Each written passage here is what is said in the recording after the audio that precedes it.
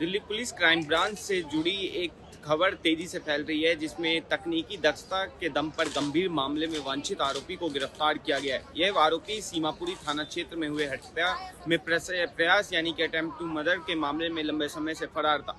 22 अक्टूबर 2025 की रात वह आरोपी शिकायतकर्ता के घर पहुंचा और बिना झिझक कई राउंड फायरिंग कर दी।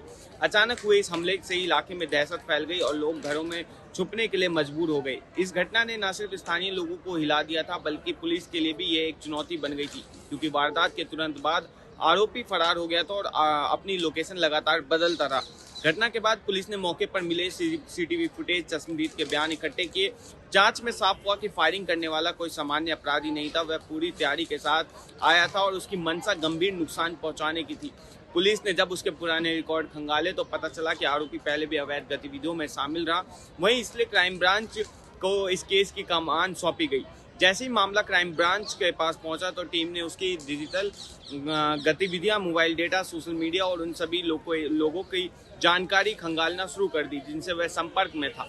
शुरुआती जांच में साफ हो गया कि आरोपी दिल्ली में नहीं है। अपने फोन का इस्तेमाल काफी कम कर दिया ताकि उसकी लोकेशन ट्रेस ना हो सके। क्राइम ब्रांच ने उसकी सबसे छोटी डिजिटल मूवमेंट को भी ट्रैक करना शुरू किया। उसके पुराने मोबाइल नंबरों की लोकेशन, उसके परिचितों के कॉल रिकॉर्ड, बैंकिंग गतिविधियां और उसके संभावित ठिकानों का विश्लेषण किया गया। धीरे धीरे एक पैटर्न सामने आया कि वह दिल्ली हरियाणा बॉर्डर की दिशा में जा सकता है। इसके बाद टीम ने विशेष तौर पर फरीदाबाद और आसपास के इलाकों में उसके संभावित मूवमेंट पर निगरानी बढ़ा दी।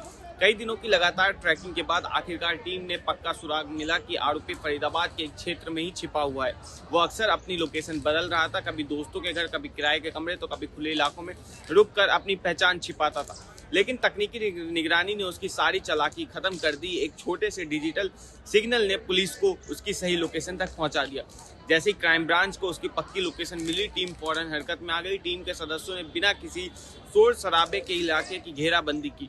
वह यह ऑपरेशन संवेदनशील इसलिए भी था क्योंकि आरोपी के पास हथियार होने की पूरी आशंका थी और वह पहले भी फायरिंग कर चुका था। टीम के सदस्य सादी वर्दी में इलाके में फैल गए, जबकि कुछ दूर से उसकी मूवमेंट पर नजर रखी जा रही थी। सही समय देखकर टीम ने आरोपी को घेर लिया, वहीं शांतिपूर्वक उसे गिरफ्तार भी किया गया। आरोपी को बिना किसी प्रतिरोध के काबू कर लिया गया, तुरंत दिल्ली लाया गया। इस सफल ऑपरेशन की कमान इंस्पेक्टर सुनील कुंडू के हाथ में थी, जिन्होंने अपनी टीम के साथ बेहद सूझबूझ और सावधानी के साथ कार्रवाई की। पूरी जांच एसीपी नरेंद्र सिंह बेनीवाल के निर्देशन में की गई और इस ऑपरेशन पर लगातार नजर रखी गई।